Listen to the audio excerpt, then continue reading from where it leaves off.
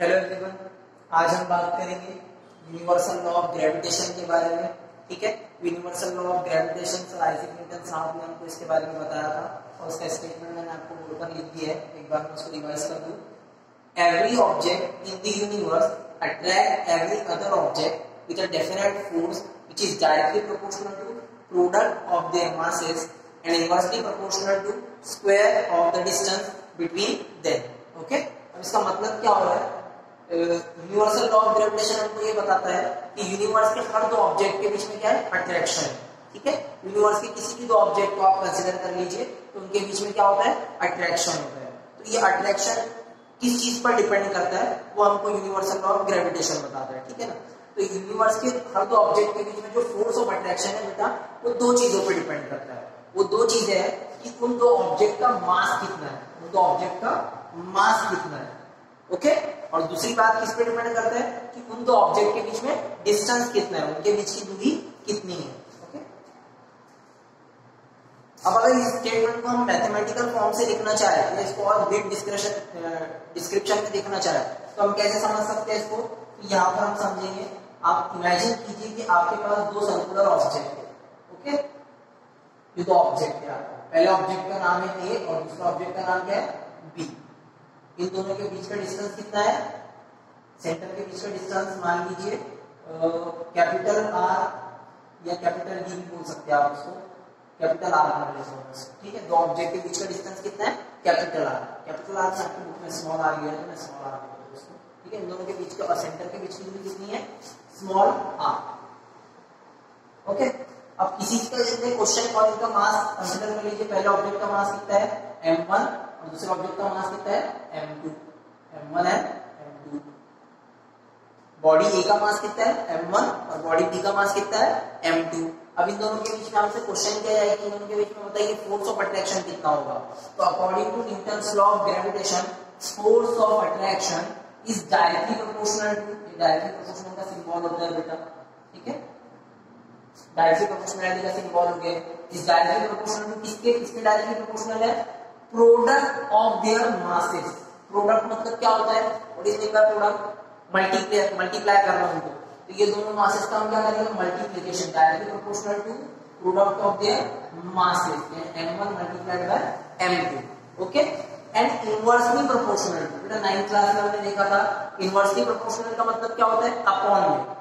एक चीज अगर बढ़ रही है, एक चीज की वैल्यू अगर बढ़ रही है और उसी के साथ किसी दूसरी चीज की वैल्यू भी बढ़ रही है तो वो दोनों क्या होंगे? Directly proportional. ओके, और एक चीज की वैल्यू अगर बढ़ रही है और दूसरे की उसी के साथ घट रही है तो वो क्या होगा? Inversely proportional. तो इनवर्सली प्रोपोर्शनल कौन है यहाँ पर? Square of distance. Inversely proportional मतलब अपॉन में मैं आर लिख दूंगा क्योंकि वो इनवर्सली प्रोपोर्शनल है इसलिए अपॉन में जाएगा। Okay, inversely square of distance, तो इसका स्क्वायर लेना पड़ेगा मेरे को, डिस्टेंस का स्क्वायर। ओके, अब जब मैं प्रोपोर्शनलिटी साइन हटाऊंगा तो मैं क्या लगाऊंगा? इक्वल टू का साइन। और यहाँ पर प्रोपोर्शनलिटी साइन की जगह कांस्टेंट आता है, तो यहाँ पर कांस्टेंट क्या है? Capital G, m1 into m2 upon R square. बात समझ आई? जब हमने प्रोपोर्शनलिटी साइन हटाया तो उसकी जगह हमने क्या लगा दिया? इक्वल टू साइन और एक कांस्टेंट लगा। ओके, तो आपका फॉर्मूला क्या बना? Force is equal to capital G into m1 and mass of first object into m2 mass of second object या mass of b अपॉन इनके बीच का डिस्टेंस कितना था? r, तो अपॉन में r स्क्वायर। यही बोल रहा था ये statement, directly proportional to product of their masses. देखिए directly proportional to product of their masses और इनवर्सली प्रोपोर्शनल है किसके? Square of the distance. तो ये अपॉन में आ गया मतलब इनवर्सली प्रोपोर्शनल है स्क्वायर ऑफ द डिस्टेंस के। ओके, अब ये g क्या है बेटे? g को हम बोलते हैं universal gravitational constant, universal gravitational constant. और इसकी वैल्यू होती है 6.67 into 10⁻⁻11 न्यूटन मीटर स्क्वायर पर केजी स्क्वायर। ये यूनिट कैसे आया है मैं आपको आगे में बताऊंगा कि इसका यूनिट न्यूटन मीटर स्क्वायर पर केजी स्क्वायर कैसे हुआ, तो मैं आपको आगे बताऊंगा लेक्चर में। तो इसकी वैल्यू कितनी होती है बेटा? कैपिटल जी की 6.67 into 10⁻⁻11 न्यूटन मीटर स्क्वायर और केजी स्क्वायर। ओके, ये जो कैपिटल जी है बेटा, यूनिवर्सल ग्रेविटेशनल कांस्टेंट, ये आप यूनिवर्स के किसी भी हिस्से में चले जाइए, इसकी वैल्यू चेंज नहीं होगी, इसीलिए इसको नाम दिया गया यूनिवर्सल ग्रेविटेशनल कांस्टेंट। मतलब यूनिवर्स का हर जगह कांस्टेंट है, इसकी वैल्यू कभी चेंज नहीं होगी। ओके, अब बात कर लेते हैं हमारे जी के यूनिट के बारे में। किसका यूनिट? जी का यूनिट न्यूटन मीटर स्क्वायर पर केजी स्क्वायर कैसे होगा। तो मैं इसको मिटा देता हूँ, आगे हम देखेंगे इसको।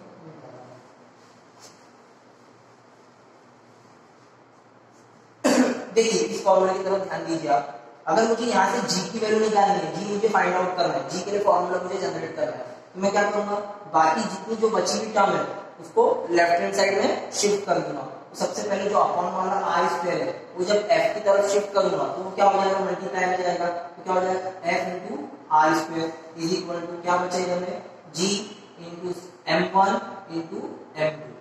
अब मुझे फाइंड क्या करना है, मुझे फाइंड करना है जी, सिर्फ जी का मुझे फाइंड करना है। तो मैं उसको क्या कर दूंगा, अकेला कर दूंगा लेफ्ट हैंड साइड में, और उसके साथ जो बची हुई टर्म है उसको पूरा राइट हैंड साइड में शिफ्ट कर दूंगा। सॉरी, उसको राइट हैंड साइड में रख दूंगा और बची हुई टर्म को लेफ्ट हैंड साइड में शिफ्ट कर दूंगा। Okay, F into R square upon m1 into m2 is equal to ji.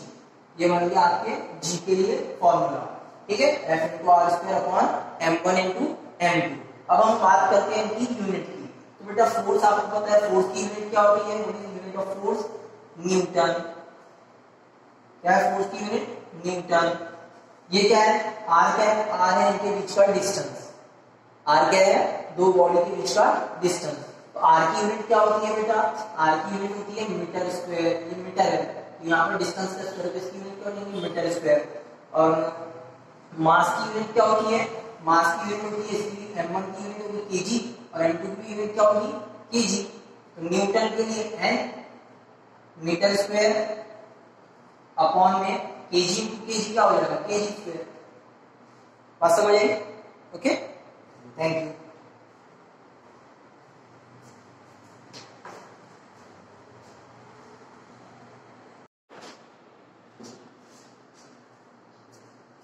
Okay बच्चों, हमने यूनिवर्सल ग्रेविटेशनल कांस्टेंट की यूनिट फाइंड आउट कर ली थी, और उसके हमने क्या इसकी यूनिट क्या फाइंड आउट की थी, न्यूटन मीटर स्क्वायर पर केजी स्क्वायर।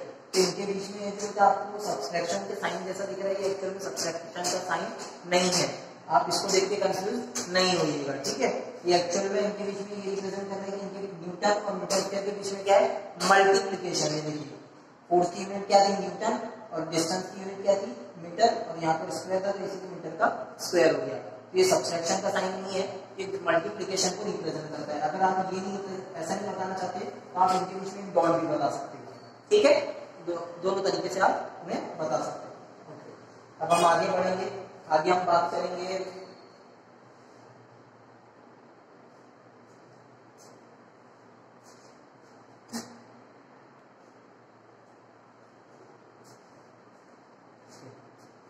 अब हम आगे बात करेंगे यूनिवर्सल लॉ ऑफ ग्रेविटेशन से हमको क्या पता चला, लॉ ऑफ ग्रेविटेशन से हमको ये पता चला कि दो ऑब्जेक्ट के बीच में जो फोर्स ऑफ अट्रैक्शन होता है वो दो चीजों पे डिपेंड करता है, एक तो उनके मासेस के ऊपर और दूसरा उनके बीच में जो डिस्टेंस है उसके ऊपर। प्रोडक्ट ऑफ देयर मासेस जितने ज्यादा होंगे फोर्स ऑफ अट्रैक्शन उतना ज्यादा होगा। ठीक है, और उनके बीच का डिस्टेंस अगर ज्यादा होगा तो क्या होगा, फोर्स ऑफ अट्रैक्शन उतना कम होगा। बात समझ आ रही है?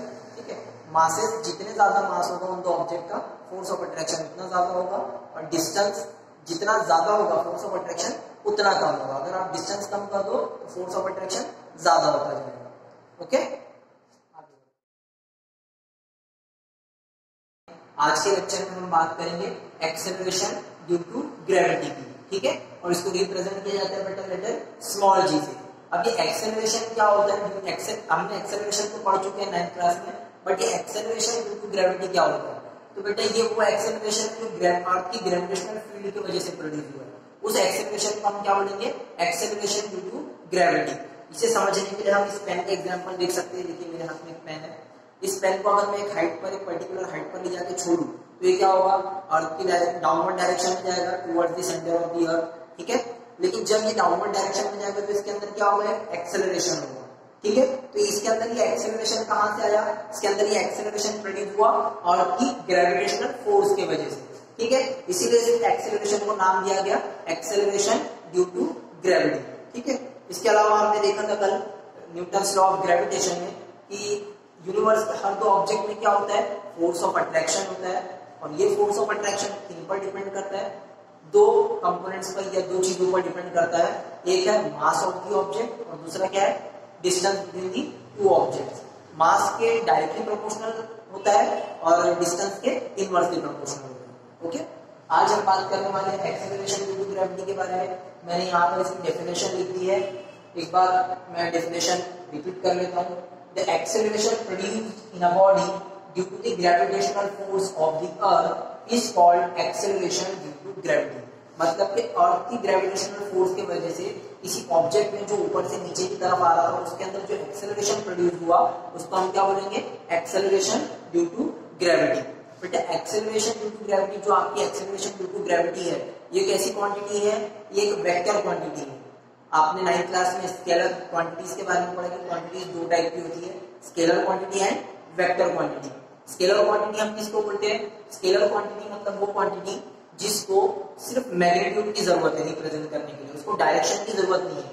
फॉर एग्जांपल अगर आप अपना वेट मास गिनते हो, ठीक है, तो आपके मास को सिर्फ काय की जरूरत होती है, क्वांटिटी की जरूरत होती है, यानी एक मैग्नीट्यूड की जरूरत होती है। आप बोलते हो ना कि मेरा मास 40 kg है, 60 kg है, ओके, आप कभी ऐसा बोलते हो कि मेरा मास नॉर्थ डायरेक्शन में 40 kg है, साउथ डायरेक्शन में 50 kg है, ऐसा डायरेक्शन आप मेंशन करते हो क्या, नहीं। तो जहां पर डायरेक्शन की जरूरत नहीं है वो सारी की सारी क्वांटिटी क्या कहलाती है, scalar quantity. For example mass, temperature, okay, ये सारी की सारी क्या रहेगी, स्केलर क्वांटिटी। और कुछ क्वांटिटी होती है वेक्टर क्वांटिटी। वेक्टर क्वांटिटी मतलब वो क्वांटिटी जिनको मैग्नीट्यूड के साथ साथ डायरेक्शन की भी जरूरत है, जैसे कि वेलोसिटी, जैसे कि एक्सेलरेशन, ठीक है, ये सारी की सारी क्या होगी, वेक्टर क्वांटिटी। तो अब ये वेक्टर क्वांटिटी कैसे होगी, मान लीजिए आप किसी से कोई एड्रेस पूछ रहे हो, आपको कहीं जाना है, तो आप क्या पूछोगे, भैया ये एड्रेस कहाँ पर है, तो वो आपको क्या बताएगा, सर ये इतने दूरी पर, मान लो 2 किलोमीटर है या 3 किलोमीटर दूरी पर। लेकिन उसी के साथ आप ये भी पूछोगे किस डायरेक्शन में, किस दिशा में, आप फॉरवर्ड डायरेक्शन में, बैकवर्ड डायरेक्शन में, राइट हैंड साइड में, लेफ्ट हैंड साइड में, डायरेक्शन की जरूरत पड़ेगी नहीं वहां आपको। तो जहां पर डायरेक्शन की भी जरूरत पड़े मैग्नीट्यूड के साथ साथ, उन क्वांटिटी को हम क्या बोलते हैं, वेक्टर क्वांटिटी। तो बेटा आपकी एक्सेलरेशन ड्यू टू ग्रेविटी की क्या है, वेक्टर क्वांटिटी है। क्यों, इसमें कहाँ डायरेक्शन की जरूरत है डायरेक्शन की जरूरत, क्योंकि ये हमेशा किस डायरेक्शन में जाती है, डाउनवर्ड डायरेक्शन में और towards the centre of the अर्थ, इसीलिए इसको बोला गया है वेक्टर क्वांटिटी। इसके बाद एक नेक्स्ट पॉइंट है इसमें, gravity always directed in the downward direction towards the centre of the अर्थ, ये मैंने इसके पहले बोला था। और एक्सेलरेशन ड्यू टू ग्रेविटी को एक लेटर से रिप्रेजेंट किया जाता है स्मॉल g, और इसकी यूनिट क्या होती है, क्या है, ये एक्सेलरेशन है ना, एक्सेलरेशन ड्यू टू ग्रेविटी है कि एक्चुअल में एक्सेलरेशन है। तो एक्सेलरेशन की यूनिट क्या होती है, मीटर पर सेकेंड स्क्वायर, मीटर पर सेकेंड स्क्वायर। इसको आप नोट कर लीजिए, ओके।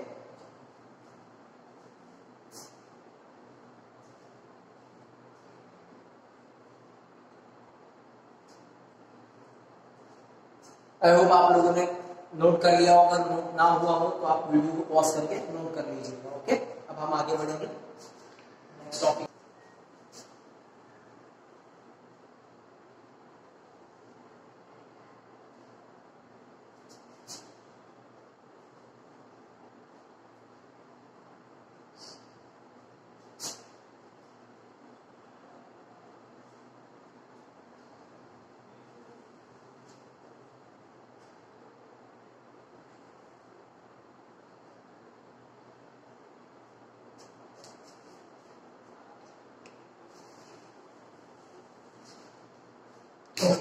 अब हमारा टॉपिक क्या है, वेरिएशन इन वैल्यू ऑफ जी, मतलब कि एक्सेलरेशन ड्यू टू ग्रेविटी की वैल्यू चेंज होती है या नहीं होती है, इसके ऊपर हम अभी डिस्कस करेंगे।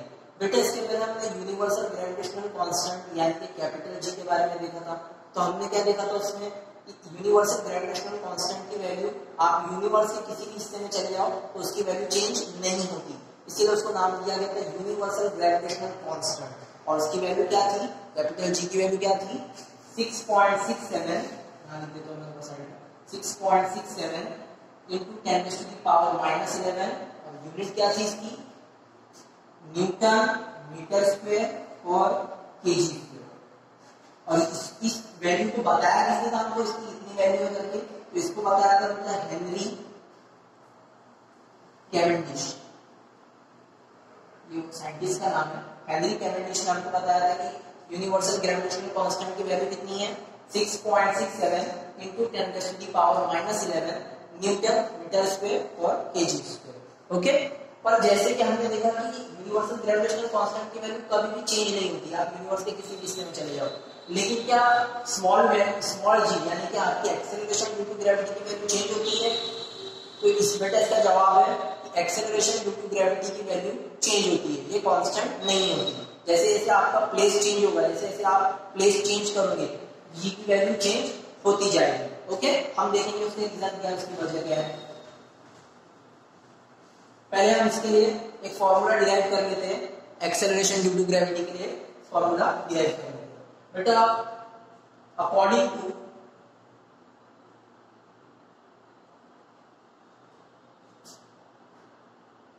Law of gravitation, according to law of gravitation, law of gravitation से हमने कल एक फॉर्मूला डिराइव किया था, क्या था वो formula? F is equal to G into M1 या कैपिटल M भी बोल सकते हैं इसको, mass of earth into small m mass of the object upon r square हो रही है या d स्क्वायर भी बोल सकते हैं। यहाँ पर मास अर्थ का ले लेते तो हम रेडियस भी अर्थ की ले लेते, तो ये r मतलब क्या होता है? रेडियस ऑफ द अर्थ, ठीक है, Gm upon r square. Okay, यहाँ पर वेयर कैपिटल M क्या है? मास of earth,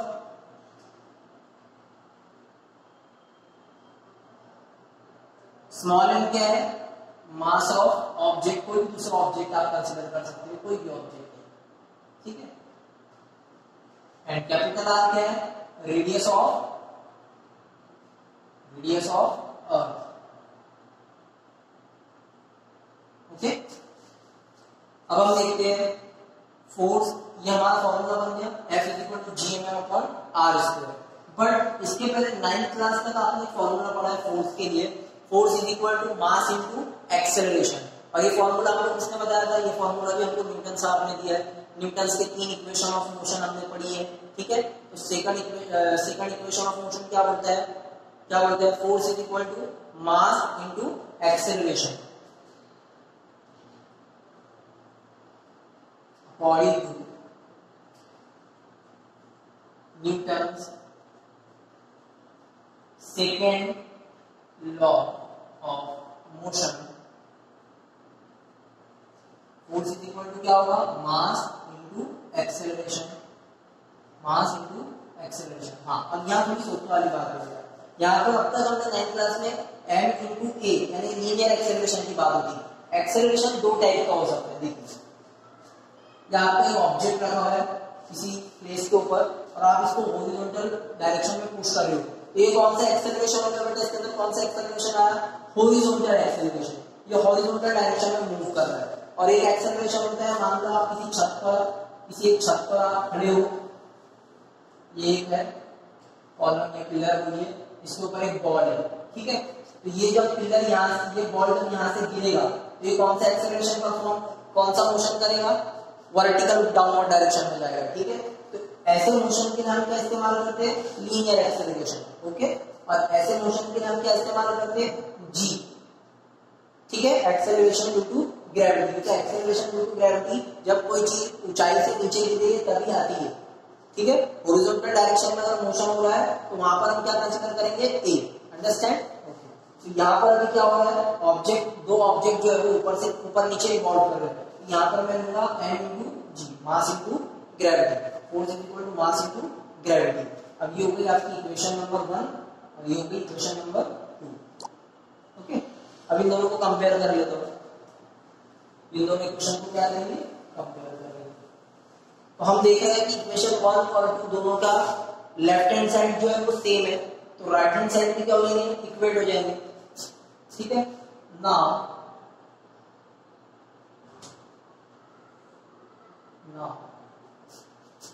Equating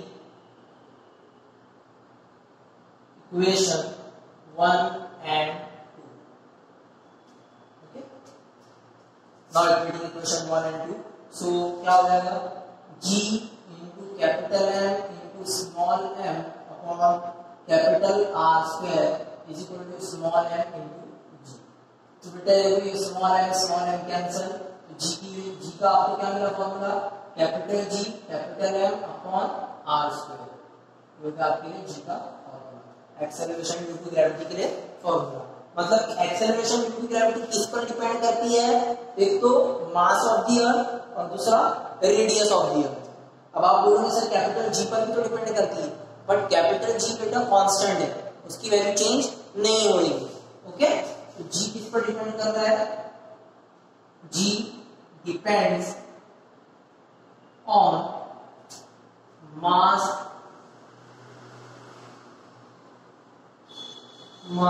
of the earth and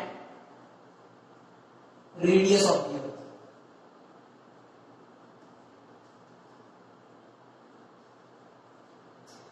लेकिन एक्सेलरेशन ड्यू टू ग्रेविटी जो है आपकी स्मॉल जी, वो मास के क्या है, डायरेक्टली प्रोपोर्शनल, क्योंकि वो ऊपर है, ओके, न्यूमरेटर में, और रेडियस क्या है, डिनोमिनेटर में।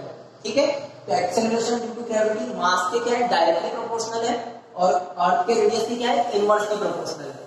इसका मतलब ये हुआ कि जैसे जैसे किसी ऑब्जेक्ट का या अर्थ का मास, अब कोई प्लैनेट का मास जितना ज्यादा होगा उसके ऊपर एक्सेलरेशन ड्यू टू ग्रेविटी उतनी ज्यादा होगी। ठीक है, सपोज के लिए अगर मैं दो एग्जांपल दूं, जैसे अर्थ और मून, तो इन दोनों से मास किसका ज्यादा है, अर्थ का। ठीक है, तो इसीलिए अर्थ का एक्सेलरेशन ड्यू टू ग्रेविटी अर्थ की ज्यादा होगी और मून की क्या होगी, कम होगी, क्योंकि उसका मास क्या है, कम है। ओके, और दूसरी बात होती है रेडियस। रेडियस जितना कम होगा एक्सेलरेशन ड्यू टू ग्रेविटी उतना ज्यादा होगी, क्योंकि ये दोनों इनवर्सली प्रोपोर्शनल है। ओके, रेडियस कम रखोगे तो एक्सेलरेशन ड्यू टू ग्रेविटी क्या होगी, ज्यादा होगी। Okay, acceleration due to gravity देखिए, अगर हम एक एक्सपेरिमेंट के थ्रू भी समझे इसको, तो अगर मैं दो ऑब्जेक्ट लूं, एक मोर का पंख ले लेता हूँ एक हाथ में, दूसरे हाथ में एक पेन लेता हूँ, और दोनों को एक साथ छोड़ता हूँ, एक छत पर चढ़कर दोनों को एक साथ नीचे जाने के लिए छोड़ देता हूँ, तो मुझे बताइए पहले कौन नीचे पहुंचेगा, जाहिर सी बात है पहले पेन नीचे पहुंचेगा। ठीक है, तो इसका मतलब क्या हुआ कि अर्थ ने इसको ज्यादा फोर्स से खींचा और पंख को कम फोर्स से खींचा, ये बात हो रही है क्या, नहीं। अर्थ का ग्रेविटेशनल फोर्स जो था, एक्सेलरेशन ड्यू टू ग्रेविटी जो लग रही थी दोनों के ऊपर, वो दोनों के ऊपर सेम लग रही थी। तो फिर ऐसा क्यों हुआ कि पेन पहले नीचे गिर गया और पंख जो है वो धीरे जाकर स्लोली जमीन पर पहुंचेगा। तो ऐसा क्यों हो रहा है, ऐसा इसलिए हो रहा है कि पंख का जो वेट मास है उसको डिस्टर्ब करने के लिए बीच में कौन है, एयर है। ठीक है, लेकिन इसके ऊपर एयर फ्रिक्शन का उतना असर इम्पैक्ट नहीं पड़ रहा है। अगर यही एक्सपेरिमेंट आप किसी वैक्यूम वाली जगह पर करो, जैसे कि अगर आप स्पेस में चले गए, स्पेस में कुछ भी नहीं है, एयर का रेस्ट्रिक्शन नहीं है, वहां पर तो पूरा वैक्यूम है, तो उस जगह पर अगर आप दोनों को एक साथ छोड़ो तो आप पाओगे कि दोनों चीजें एक साथ नीचे एक साथ पहुंचेंगी। ठीक है, कम ज्यादा समय पर नहीं पहुंचेंगे। अंडरस्टैंड।